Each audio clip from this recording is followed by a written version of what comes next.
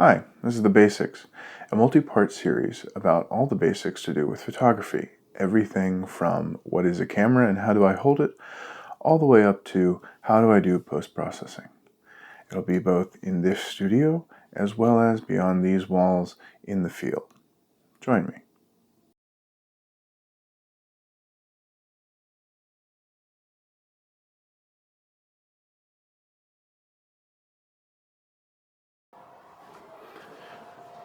Okay, welcome to the Basics Lesson 5. So for this lesson, we're going to be talking about the last component of the exposure triangle.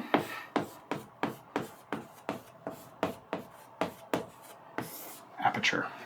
Now, the aperture is how wide the lens opens up. And that might sound really weird because lenses don't unfold. But inside of a lens, you have several different things. So let's say this is our mount. That's what actually attaches to your camera. And then I'm just going to do this real simply. You have the front, and you've got some lenses in there, right? Most modern lenses have more than one piece of glass, so it's not just one. There can be 11 groups of elements, for example. But then there is what's called an iris,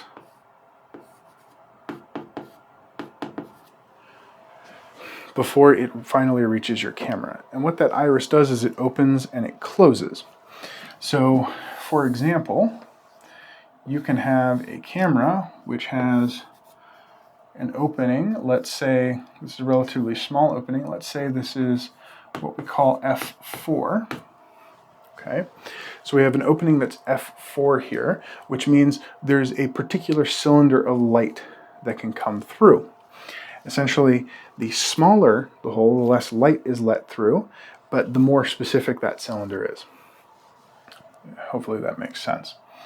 Now, at f4, right, we have a moderate-sized opening. At, say, f1.8, we have a much wider opening. And if we go up the scale to, say, f8, we would have an even smaller opening. Now, hopefully you notice the pattern. The smaller the f number, or f stop, the larger the number, the smaller the hole. The smaller the number, the larger the hole. This is a little bit counterintuitive. So unlike shutter speed, where you increase the shutter speed from 1/100th to 1/200th, okay, that means it's going to be half as bright. Or ISO, you double it, it gets twice as bright. In this case, aperture, the larger number, the darker the image becomes. Smaller numbers, brighter pictures. However, there is a second bit of weirdness when it comes to aperture, and that's in the numbering system itself. So we have f numbers that are f1, but then one stop up from that is 1.4. Then we have 2, 2.8, 4, 5.6, 8, so on and so forth. So unlike our other scales, which were linear, right, we are dealing with a scale here that is, in fact, exponential. So when we're talking about this, what we are actually doing is we're talking about powers of the square root of 2. So this is the square root of 2 to 0, 1, 2, 3, 4, 5, so on and so forth. And the reason for this is that what we care about when we're talking about aperture is this area here, right? And if we remember our geometry, then area equals pi r squared. So if we want 2 times the area, unfortunately pi is a universal constant, so pi is not going to change. How do we change r? We need to multiply it by something to get this. Well, what we do is 2a over pi equals xr squared. So we have that x squared equals 2a over pi r squared. Now pi r squared, as we know, is just a, so those cancel out. And we get x squared equals 2, so x equals the square root of 2. So in order to double our area, we have to multiply by the square root of 2. And that's why we get these weird numbers. 1.4 is roughly the square root of 2. These numbers are selected because they're easier for the human brain to remember. Like 5, 6 is a little bit off of what a proper power of 2 of square root of 2 would be, but it's easier to remember 5, 6 than like 5.7 blah blah blah blah. So these are nice approximations. So now that we've got hopefully the numbering system down a little bit better, and keeping in mind that we have smaller openings and larger openings, let's talk about what effect this has on our images. So, aperture is complex because it is the primary mechanism by which we affect something called depth of field. So, depth of field, if we have our subject here, depth of field is how much is in focus in front of and behind the subject. So let's say we're the photographer, we're here, and we've got our camera, right? Our subject, if we have focused correctly, our subject will be sharp, but just due to how optics works, some of before them and some of after them will also be in focus. Now, how does this relate to aperture?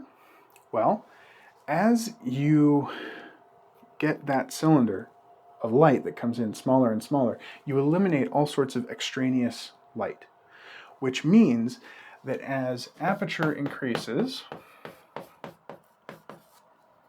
as it goes up, i.e. as we get smaller numbers,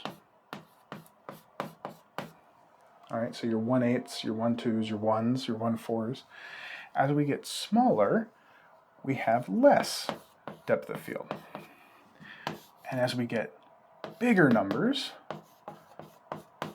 right, and bigger numbers means we're going way down, we actually get greater depth of field. So, how much is in focus and how much is out of focus is dependent almost entirely on our aperture.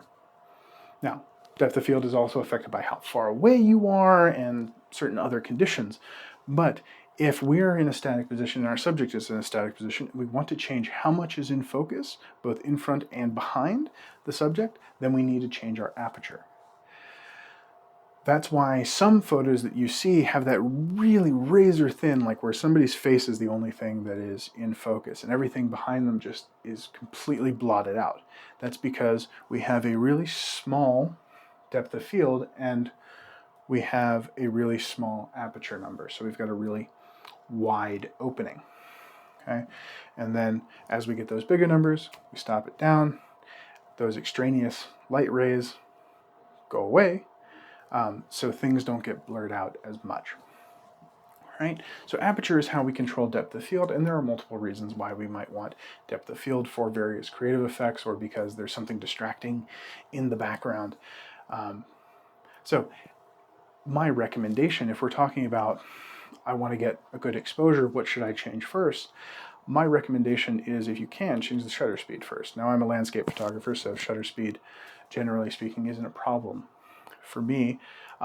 Aperture you want to avoid changing if you can avoid it, unless you need it. Because this is going to have the most immediate ramifications on your photos. In other words, if you change aperture, it's going to change how your photo looks in basically any situation where you'd be taking a photo, as where shutter speed and ISO are a little bit more dependent on context. Okay, so that's going to do it. That's the basics of what aperture is, and now we've covered all of the exposure triangle: ISO, aperture, and shutter speed. I'll see you when I see you.